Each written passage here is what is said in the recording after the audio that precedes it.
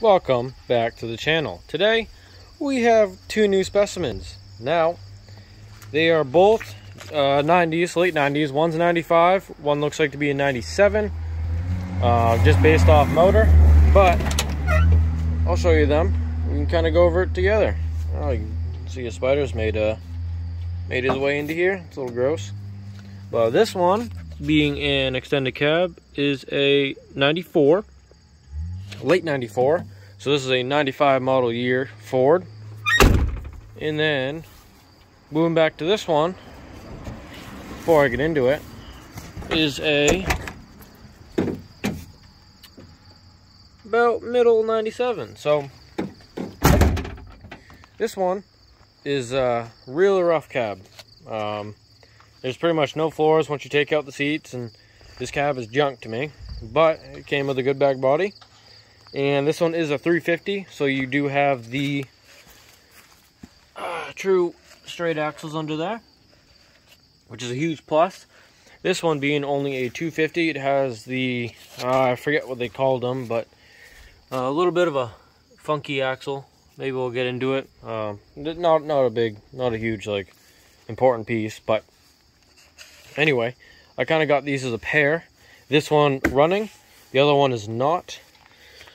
Let's see if I can hold this open, because it's only got one arm, so it doesn't stay up. But this one's in fairly good shape. Everything runs, it works. Transmission's a little iffy, but I'll start it up here for you in a second. Probably what I'm gonna, I'll do it right now for you. Radiator support's toast, not a big deal. I'm trying to find one to source right now. And then it came with quite a few little front end pieces. A bunch of odds and ends. As you can see, floor is complete toast. Here's the rest of pretty much the front end assembly and stuff, and it has the door shell, but I think he said there was a crack on it, so kind of trash. But and this is a true cold start. I haven't started this thing in about 3, maybe even 4 days, and even then it's just to start up and run. I don't know if the fuel gauge works. If you look dead on, it's right over the E, and kind of looks like it's off, but it's only got one battery and 219,000 miles. She pretty much starts right up. Now, it does have an IPR issue. I'll show you in a second here, but pretty much when you have an IPR, you're knowing signs of failure is the engine's going to want to bog down when you give it any throttle. See, I can give it here. For the most part, fine in neutral, but when you throw in reverse,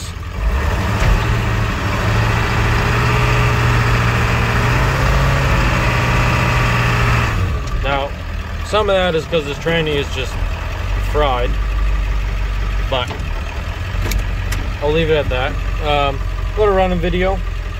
This thing, it sounds good and it sounds healthy, but the IPR is going out, especially where it's later in the afternoon. This truck's been warm, so it's not as bad. But next video I'll get you guys a true cold start, maybe right in the morning on the weekend or something. So it's coming off a night's rest, and you can really tell when you put it in gear, she really sounds like she's running on only a few cylinders. And but if you let it warm up, kind of how it is now, it's not as bad right now as it could be. And that's because it's warm enough where everything's kind of running good. So, but it's got an IPR, and I'll do an IPR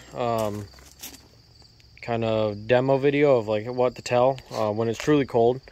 But I want to do a little overview. And this fender's junk, bottom door's junk. Came with some 35s on Vision, just D window wheels. Kind of nice, kind of meh to me. I like tires, but I don't really care for those D windows at all. But everything's painted, all the frames taken care of. The guy started to restore this one, but when he took everything out, really, he decided that the cab was just too far gone for him, and he just wanted to get rid of him at that point. And that's how I got him. Then coming to this one, this is the one I'm interested in because it's an extended cab. And the cab, for the most part, is pretty good. A little bit of rust down on the bottom of that door. There's some on the other side's rocker right in this corner where it kind of catches everything. It's got some over there, but the real cool part is this truck had a lot of extras. As you can see, you have your pillar gauges there, and that's aftermarket. You know something cool is going on when you see that. But it has this cool turbo brake computer system. I'm very curious to dig into this truck because everything points to the signs that it was something cool, and it was something very modified for the time, especially since there is an intercooler on the rear seat. Now that's really special, and it comes with all the piping, because I personally have never even seen an OBS forward in the intercooler, and now that lets me put it on that truck over there.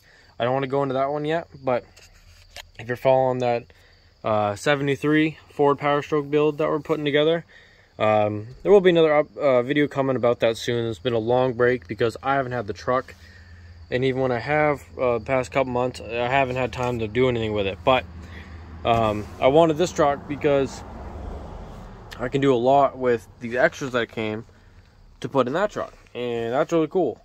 Like throw an intercooler in it and maybe try to make this brake work. But I don't know, all stuff that seems pretty sweet to me, really. But we'll see. I might have to put you down for this one. This one's real hard coming up, but yeah. Hold on. Well, mission failed is what I'll leave that at. But there's not much show anyway. Half the motor's taken apart up here, and not much to really talk about. Really, the part I liked was the cab. I'm gonna need to fiddle with that latch a little because I could not get it to open. But this frame is okay. That's kind of the only scary part to me. I want to get this cab off and the engine out and see what I'm really working with here. But it came with airbags all the way around, and there's a compressor that's wired right in, and it's under the hood. Right in the engine bay, there's a little compressor in there. So that's pretty cool. I've never seen that on a vehicle either, you know, personally. But anyway, I just wanted to go over the two new trucks, and this will be an extended cab build with that bed. It'll end up going on here, and also with the motor from the 97. That's going to get pulled, and then the parts in the 95 motor, that's going to get yanked and used for parts for the 73. So I need a couple things for that. But anyway, thanks for tuning in. This video is a little boring because it's just me rambling about it, but we'll go into more in depth with these, especially when I pull the cabs off and start pulling the motors and kind of diving into everything. But anyway, thanks for watching, and I hope you have an awesome night.